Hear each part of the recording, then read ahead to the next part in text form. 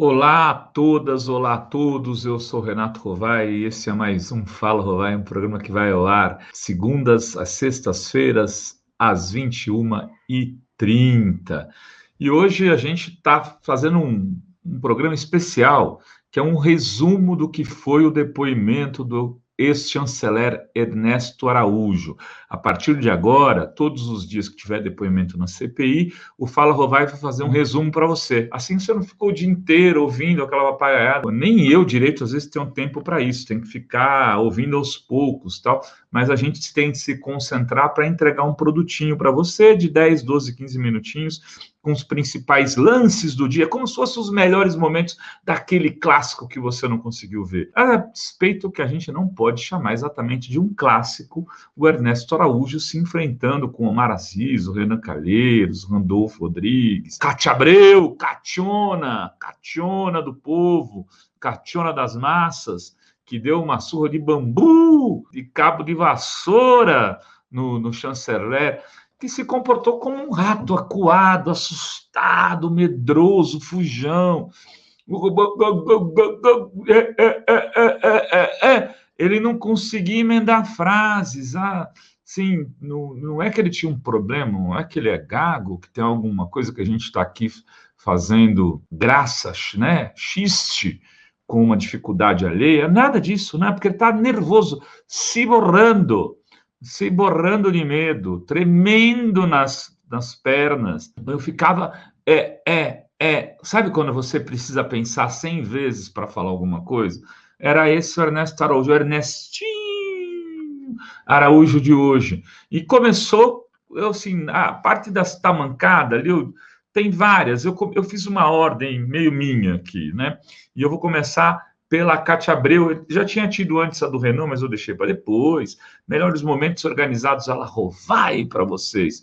Vamos pegar essa parte da Cátia Abreu, onde ela diz para ele que ele esqueceu tudo que ele disse, que o que ele tinha falado antes sobre China, sobre pandemia, aquele cara corajoso, fortão, que xingava todo mundo, tinha evaporado. Vamos embora. O senhor não se lembra de nada do que importa e do que ocorreu efetivamente.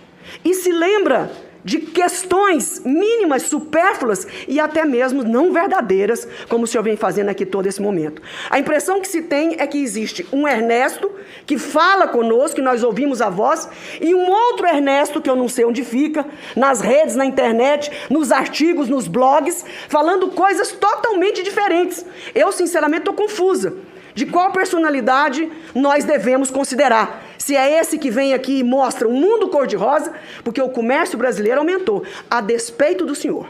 A despeito do senhor, o comércio do Brasil vem aumentando a cada ano, graças a Deus, e batendo recordes, graças à competência dos pesquisadores do Brasil, da Embrapa e outros mais, e dos produtores rurais. Então, eu gostaria de lembrar o senhor de algumas coisas. Talvez isso lhe refresque a memória. Em primeiro lugar, o senhor bateu no peito em dizer que, graças à sua gestão no MRE, as vacinas vieram no Brasil numa quantidade X. Eu quero lembrar a todos que até abril, 85% de toda a vacina colocada no braço dos brasileiros vieram da China, e a despeito do senhor, porque o Butantan, que é do governo de São Paulo, para contrariedade de muitos, fez uma contratação direta que não teve uma palha de necessidade do governo federal. Talvez, se tivesse precisado, o governo poderia ter apoiado, mas nesse caso foi zero a sua interferência como chanceler para que esse contrato do Butantan ou nós poderemos chamar aqui o Dr. Dimas Covas para poder testemunhar se eu estou falando a verdade ou não. A despeito do senhor, a China fez o negócio com o Butantan, negociou as vacinas e até abril, 85% para desgosto de alguns. Toma ali, Ernesto, 85% para desgosto de alguns. Cationa, tamancada, botando o menino, e ele ficava com uma cara assim, é pena que não dá para mostrar assim, né? Em alguns momentos, quando a gente está vendo ao vivo ali, você percebe aquele desespero do meninão Ernesto Araújo, chanceler do Bolsonaro, cara que falava mal da China, que xingava todo mundo, que falava do vírus comunista, né? Que chama o Olavo de Carvalho de filósofo e professor, que é filhotinho do Olavo de Carvalho. Aí tomou uma segunda bordoada da Cátia Abreu, porque ele disse, não, nunca falei mal da China, a China é um grande país, o comércio aumentou, e ele insistia com esse papo. Ela falou, e aquela reunião que foi gravada, que deu origem depois à demissão do Moro, tiveram que mandar para o Supremo Tribunal Federal, o governo pediu para que se tirasse uns trechos de falas do Ernesto Araújo, porque podia dar crise diplomática. Ela falou, o senhor falava mal da China. Vamos ver a Cátia Abreu dando mais uma calacrada no Minão. Eu quero lembrar ainda que o senhor está esquecido, porque a sua memória não é boa, uma reunião ministerial que houve no Palácio, aonde foram ditas algumas coisas e foi pedido a abertura dessas falas nessa reunião ministerial. E o ministro Celso de Mello autorizou. E a AGU pediu encarecidamente que um pedaço fosse retirado. Pelo amor de Deus, ou vai dar um problema diplomático seríssimo. E adivinha de quem era esse trecho? De Vossa Senhoria.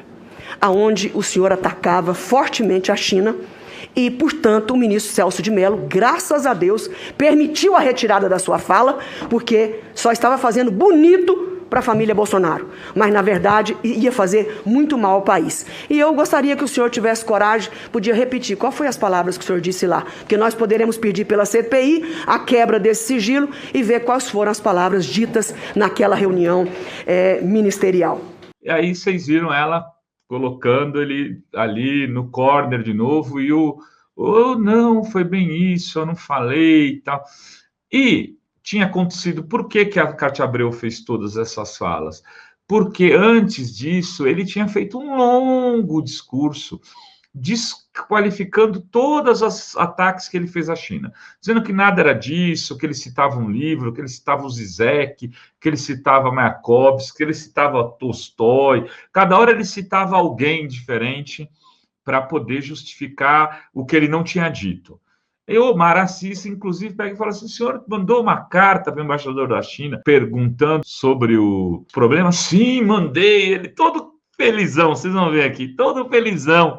Aí ele falou, o senhor não ligou se era um caso urgente. Vamos pegar esse trecho aqui, que a China foi o personagem central dessa CPI de hoje. O embaixador, ele fica aqui em Brasília? Não, o embaixador do Brasil é em Pequim. Não, aqui da China. Sim, o embaixador da China é em Brasília. O senhor mandou uma carta para ele? Não, mandei uma carta para o ministro das Relações Exteriores da China. Mas o senhor não conversou com o embaixador chinês aqui sobre isso? Não conversei com o embaixador chinês sobre isso. Aqui do lado, o senhor não teve... Sim, Podia ter conversado com ele e pedido ajuda a ele, não fez isso. O senhor preferiu mandar uma carta que demoraria alguns dias e a gente necessitando do IFA, né? Ela atravessar a rua, o senhor conversaria ou ele atravessaria a rua e conversaria com Vossa Excelência para tratar de um assunto tão importante. Perfeito. Pois é, sabe por que o senhor não conversou com ele? Por causa das declarações que o senhor deu. Por isso, aí vem a vaidade, aí vem uma série de coisas que atrapalhou muito o ministro. É essa a grande angústia nossa. Do lado, o senhor poderia ter chamado o embaixador, que é uma coisa normal. Um chanceler chamar um embaixador de qualquer país para ir tomar um café, um chá, ou qualquer coisa. Né? E isso não aconteceu. O senhor teve que mandar uma carta. Coisa que ele fala e se comunica diariamente.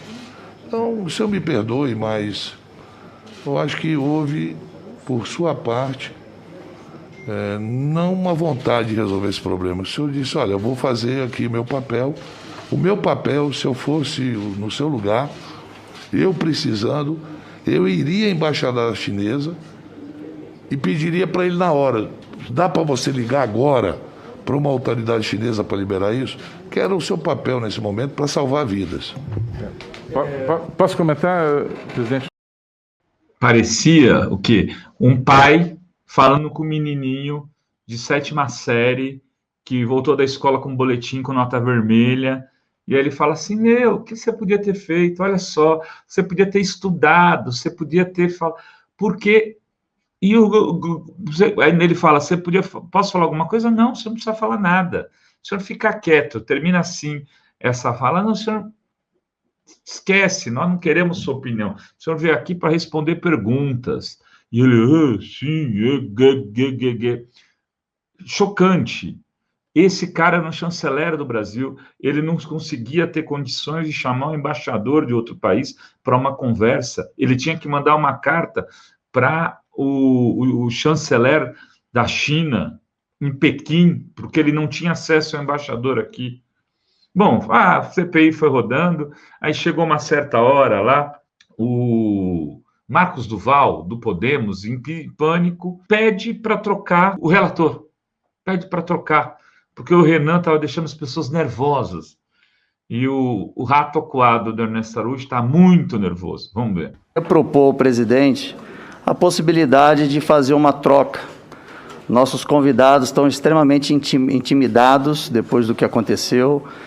E eu queria propor, de repente, o senador Randolph assumir a relatoria, o relator ir para o lugar do Randolph como vice-presidente, ou o próprio Girão ir como vice, mas trocar o relator, porque não é pela pessoa, mas os movimentos que os convidados estão fazendo junto ao STF estará atrapalhando os trabalhos da CPI. Esse é o meu entendimento.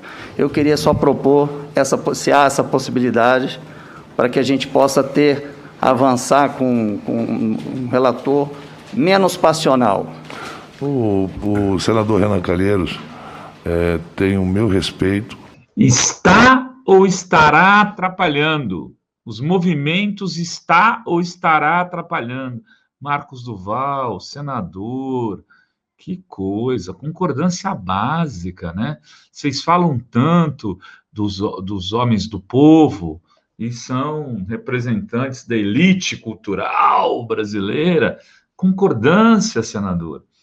Enfim, é evidente que o Omar Aziz deu de ombros para isso aí, vai trocar o relator, porque os caras estão com medo, estão com medinho do Renan. Bom, enfim, tem ali o Randolfo Rodrigues, também cercou o Ernesto Araújo e cercou naquele episódio da Pfizer, que fez ele ficar nervoso, o Ernesto, porque ele não tinha como se justificar sobre a coisa da carta à Pfizer. Vamos ver aqui e a gente volta para o tema. Em 15 de setembro, a Embaixada Brasileira em Washington enviou um comunicado relatando o teor de uma carta emitida pela Pfizer, frisando a necessidade de celeridade e urgência do assunto, que seria a aquisição das vacinas da Pfizer. Carta essa que já está de posse da Comissão Parlamentar de Inquérito. Eu lhe pergunto, o senhor comunicou ao presidente da República tão logo recebeu este comunicado da Embaixada Brasileira em Washington?